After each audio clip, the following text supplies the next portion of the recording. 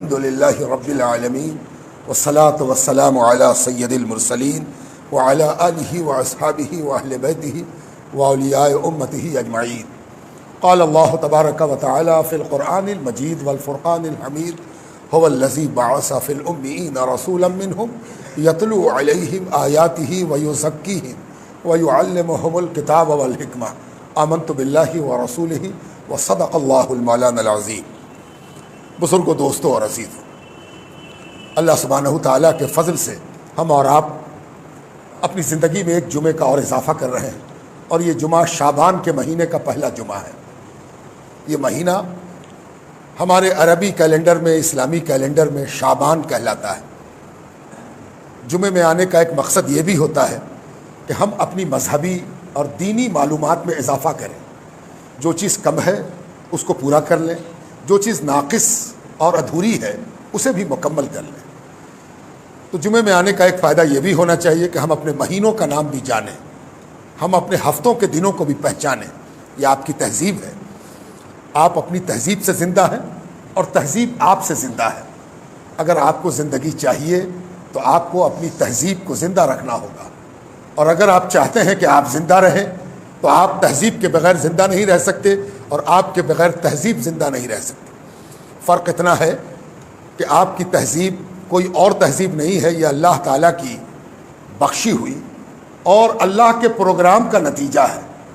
اسلام آدمی کا بنایا ہوا دین نہیں ہے، اللہ کا بنایا ہوا، اللہ کا بھیجا ہوا دین ہے، پسندیدہ دین ہے اللہ تعالیٰ کا۔ اسی لیے آپ تو اسلام سے زندہ ہیں، لیکن اسلام اپنی زندگی کے لیے آپ کا اور ہمارا محتاج نہیں ہے۔ جو زندگی چاہتا ہے وہ اسلام سے وابستہ ہو جائے۔ اسلام ایک ایسی دولت ہے، ایک ایسی سچائی ہے، ایک ایسی حقیقت ہے، ایک ایسا کمپلیٹ ٹروتھ ہے جو اس طرح زندہ ہے کہ جسے زندگی چاہیے وہ اس سے قریب ہو جائے۔ وہ آدمی کا محتاج نہیں ہے، آدمی بدلتے رہتے ہیں۔ وہ کسی علاقے کا بھی محتاج نہیں ہے کہ عرب میں نکلا تو عرب ہی کے لوگ اس کو سنبھال کے رکھیں۔ اسلام پوری دنیا کی حقیقت ہے، اور یہی وجہ ہے کہ اسلام کے جانکار ہر ملک میں پائے جاتے ہیں اور ہر زبان میں پائے جاتے ہیں۔ کسی ملک کا اکیلا دعویٰ نہیں، اور کسی زبان کا اس پر اکیلا ادھیکار نہیں۔ یہ دنیا کے تمام انسانوں کے لیے آیا ہے، دنیا کے تمام علاقوں کے لیے آیا ہے۔ یہ زندگی بخشتا ہے، جسے زندگی چاہیے وہ اس سے قریب ہو جائے، اسے بھی زندگی مل جائے گی۔ لیکن ہمیں زندہ رہنے کے لیے بڑی ضرورت ہے کہ ہم اسلام سے صحیح طور پر وابستہ ہو سکیں، اور صحیح طور پر وابستگی کے لیے یہ ضروری ہے کہ ہم اسلام کی جانکاری کو صحت مند، ہیلدی بنائیں۔ اس میں ایک یہ بھی ہے کہ نوجوان طبقہ یہ جانے کہ اس مہینے کا نام شعبان ہے۔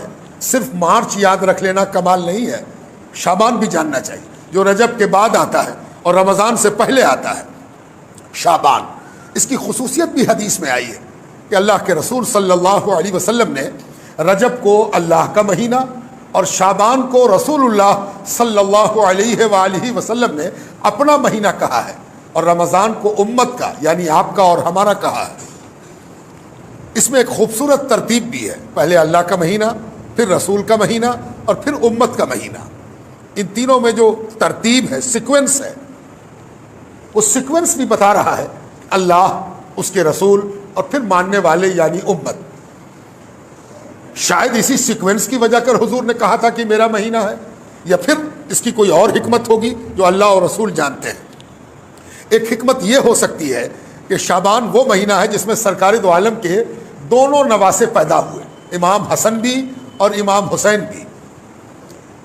روایات کے مطابق امام حسین کی ولادت 4 شعبان کو ہوئی، کسی نے 3 بھی لکھا ہے، 3 یا 4 شعبان کو سیدنا امام حسین کی ولادت ہوئی، اور 15 شعبان کو امام حسن کی ولادت ہوئی۔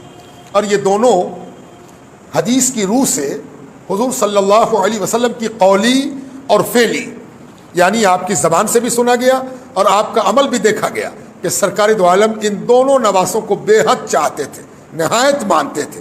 ان دونوں کو جنت کے جوانوں کا سردار کہا، اور ان دونوں سے اپنی نسبت کا بار بار اعلان کیا۔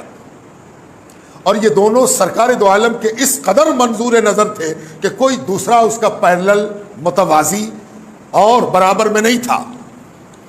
اور ان دونوں نواسوں کی ولادت چونکہ شعبان میں ہوئی تو یہ بھی ایک وجہ ہو سکتی ہے کہ سرکار نے اس کو اپنا مہینہ کہا، اس لیے کہ سرکار کے اپنے اسی مہینے میں ظاہر ہوئے۔ یہ اتنے اپنے تھے کہ اس کا اندازہ بھی اس سے کیا جا سکتا ہے کہ ایک بار سرکار دو عالم صلی اللہ علیہ وسلم کی خدمت اقدس میں سلمہ رضی اللہ تعالی عنہا حاضر ہوئیں اور کہنے لگیں یا رسول اللہ بڑا ڈراؤنا خواب دیکھا ہے، بہت بھیانک خواب دیکھا ہے۔ سرکار دو عالم نے ان کے چہرے کو ملاحظہ کیا تو اس سے خوف جھلک رہا تھا، گھبراہٹ جھلک رہی تھی، آپ بے چین سی تھی، بدن کانپ رہا تھا۔ سرکار دو عالم نے حوصلہ بڑھایا، گھبراؤ مت، بتاؤ کہ تم نے کیا دیکھا، وہ کون سی چیز ہے جو تم کو پریشان کیے ہوئے۔ کہنے لگیں یا رسول اللہ نہ تو الفاظ ہیں کہ اپنے خواب کو اور اپنے سپنے کو آپ کے آگے بیان کروں، اور نہ ہی میرے اندر اتنی ہمت ہے کہ میں اس خواب کو بیان کر سکوں۔ حضور نے کہا نہیں، حوصلہ رکھو اور سناؤ مجھے کہ کیا دیکھا۔ سرکار دو عالم کے حوصلہ دینے سے حضرت سلمہ رضی اللہ تعالی عنہا کو حوصلہ ہوا اور آپ نے کہا سرکار میں نے ایسا خواب دیکھا کہ آپ کے جسم اقدس کا، آپ کے بدن کا ایک ٹکڑا کاٹ کے میری گودی میں رکھ دیا گیا ہے۔ آپ کے جسم سے ایک حصہ، آپ کے بدن کا ایک ٹکڑا کاٹا گیا ہے اور کاٹ کر کے میرے گود میں رکھ دیا گیا ہے۔ میں پورے غور سے اس کو دیکھ رہی ہوں کہ حضور کے جسم سے اس کو جدا کیا گیا ہے اور یہ حصہ حضور کے جسم کا حصہ ہے اور میرے گود میں ہے۔ آپ کا کون امتی ہوگا جو آپ کی سلامتی سب سے پہلے نہ چاہتا ہو؟ آپ کا امتی آپ کی سلامتی چاہتا ہے اور اس لیے چاہتا ہے کہ آپ کی سلامتی میں ہماری سلامتی چھپی ہوئی ہے۔ یا رسول اللہ ایک بھی ایسا انسان نہیں ہے آپ کی امت میں جو آپ کے پیروں میں ایک معمولی سا کانٹا چبھنا بھی پسند کرے، چہ جائے کہ آپ کے بدن کے حصے کا کٹ جانا۔ اس لیے یہ بڑا ڈراؤنا اور گھبرانے والا خواب ہے۔ سرکار دو عالم نے جب یہ سنا تو خوش ہو اٹھے، خوشی سے آپ کا چہرہ تمتما اٹھا، آپ کا سرور، آپ کی لذت، آپ کی شادمانی آپ کے چہرے سے نمایاں ہو گئی۔ ایک طرف سلمہ گھبرا رہی ہیں، دوسری طرف سرکار دو عالم خوش ہو رہے ہیں۔ سرکار دو عالم نے وضاحت کی تم نے برا نہیں، ڈراؤنا نہیں، گھبرانے والا نہیں، بہت مبارک خواب دیکھا ہے۔ جانتی ہو اس کی تعبیر کیا ہے؟ جانتی ہو اس سپنے کا ارتھ اور معنی کیا ہے؟ سلمہ نے عرض کیا یا رسول اللہ اللہ بہتر جانتا ہے اور اللہ کے رسول بہتر جانتا ہے۔ سرکار دو عالم نے بتایا سنو اس خواب کی تعبیر یہ ہے کہ فاطمہ کے یہاں بیٹا ہوگا اور وہ تمہاری گودی میں رکھا جائے گا۔ فاطمہ کے یہاں بیٹا ہوگا اور تمہاری گودی میں دیا جائے گا، تمہاری گود میں آئے گا، آغوش میں آئے گا۔ اب ذرا آپ غور فرمائیے کہ امام حسن اور امام حسین سے متعلق یہ خواب اور اس کی تعبیر ہمیں کیا تعلیم دے رہی ہے۔ یعنی شعبان وہ مہینہ ہے جس میں سرکار دو عالم کا سب سے عزیز ترین وجود دنیا میں آیا اور وہ اللہ کے رسول کو بے حد پسند آیا، اور وہ اس طرح اللہ کے رسول سے اپنا رشتہ رکھتا ہے کہ اس کو رسول سے جدا کرنا ممکن نہیں ہے۔ اسی لیے حضور صلی اللہ علیہ وسلم نے فرمایا حسین منی و انا من الحسین، حسین مجھ سے ہے، حسین مجھ سے ہے، حسین میری اولاد ہے، حسین میری نسل سے ہے، حسین میرے خون سے ہے، حسین میری اولاد ہے، اور میں جس راستے سے خوش ہوتا ہوں، میں جس ذریعے سے خوش ہوتا ہوں، کوئی مجھ کو خوش کرنا چاہے تو وہ کس راستے سے آئے گا؟ حسین کے راستے سے آئے گا تو مجھ کو خوش پائے گا۔ یہ سرکار دو عالم نے فرمایا تو ان کی ولادت بھی شعبان میں ہوئی۔ عجب نہیں کہ شعبان کو اپنا مہینہ حضور نے اسی لیے کہا کہ آپ کے دونوں اپنے اسی مہینے میں آئے۔ یہ مہینہ رجب اور رمضان کے درمیان کا ہے، اور آپ جانتے ہیں کہ درمیان والا معاملہ بڑا اہم ہوتا ہے۔ مثلا اگر کسی کو پٹنہ سے حاجی پور جانا ہو اور حاجی پور سے پٹنہ آنا ہو تو اس سے ہر آدمی کہے گا بیچ میں آپ کو ایک برج پار کرنا ہوگا۔ یہ پل موٹر کا بھی ہے، ٹرین کا بھی ہے اور پیپا بھی ہے، لیکن پل پار کرنا ہوگا۔ بغیر پل پار کیے آپ نہیں آ سکتے۔ کوئی چاہے کہ ہم پٹنہ چلے جائیں حاجی پور سے، پل کو نظر انداز کر دیں تو وہ نہیں آ سکتا۔ کوئی چاہے کہ ہم پٹنہ سے حاجی پور چلے جائیں، اسے بھی پل کی اہمیت سمجھنی ہوگی۔ یہ اہمیت اتنی زیادہ ہے کہ آپ دیکھ رہے ہیں کہ 1 سے 2 ہوا اور اب تیسرے پل کی تیاری ہے۔ یہ پل اسی لیے بنایا جا رہا ہے تاکہ دونوں چیزوں کو جوڑا جا سکے۔ یہ میں نے ایک مثال کے طور پر یہ بات کہی۔ تو رجب اللہ کا مہینہ ہے اور رمضان امت کا مہینہ ہے، جس امت کو اللہ سے تقرب نزدیکی اور قربت حاصل کرنی ہے اسے شعبان کے پل سے چڑھ کے جانا ہے۔ اگر وہ شعبان کو درکنار کر دے، نظر انداز کر دے، تو وہ یا تو رجب میں پھنسا رہ جائے گا یا پھر رمضان میں ٹھہرا رہ جائے گا۔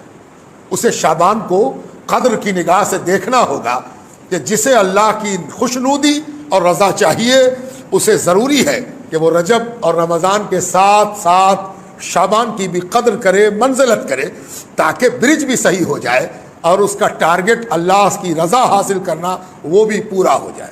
اسی لیے شعبان کے مہینے میں سرکار دو عالم صلی اللہ علیہ وسلم بہت اہتمام کرتے تھے۔ شعبان آپ کے اہتمام کا مہینہ تھا۔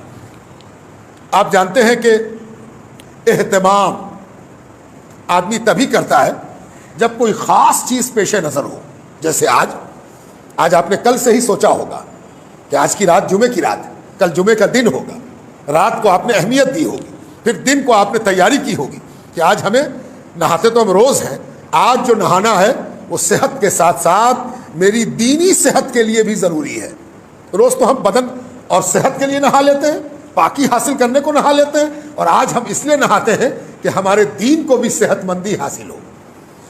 آج ہم کپڑے کا انتخاب کرتے ہیں کہ آج جمعہ ہے، آج ہم یہ کپڑا پہنیں گے۔ روز ہم کپڑا پہنتے ہیں دنیا کے لیے، آج جو ہم کپڑا پہنتے ہیں وہ بطور خاص کہ آج کا دن خاص ہے اور آج اللہ کے حضور میں بطور خاص حاضر ہوں۔ یوں تو پانچوں وقت حاضر ہوتے ہیں، لیکن آج کا دن خاص ہے۔ یہ اہتمام آپ اس لیے کرتے ہو کہ آپ جمعے کو اہمیت دیتے ہو۔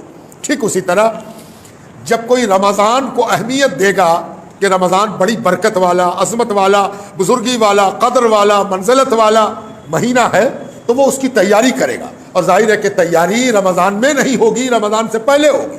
تو یہ پہلے والا جو شعبان مہینہ ہے یہ رمضان کی آمد کی تیاری کا مہینہ ہے، اسی سے تیاری شروع ہو جانی چاہیے، ذہنی بھی، قلبی بھی، بدنی بھی۔ بدن بھی تیار ہو، ذہن بھی تیار ہو، دل بھی تیار ہو۔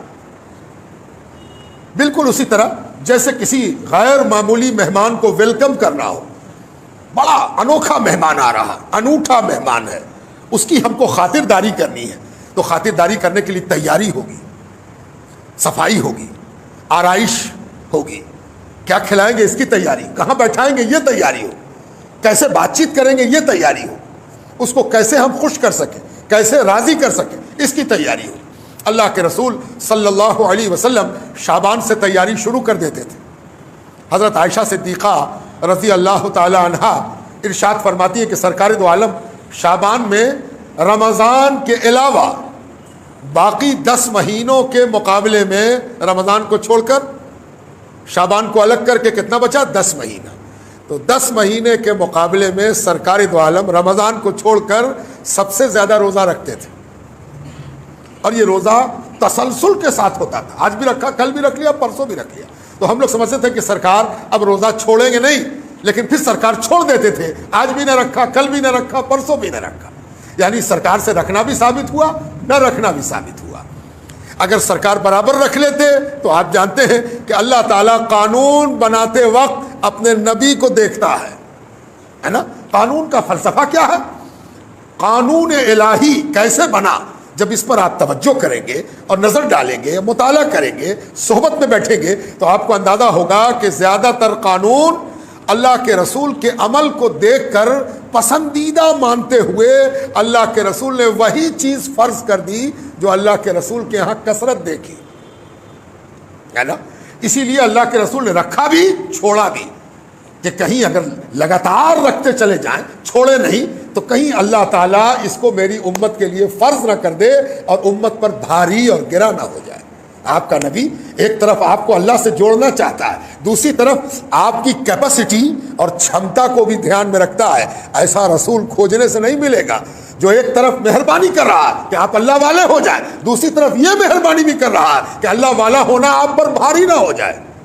ایسا مہربان، کریم، رؤوف الرحیم رسول، اس رسول نے اس لیے ایسا کیا۔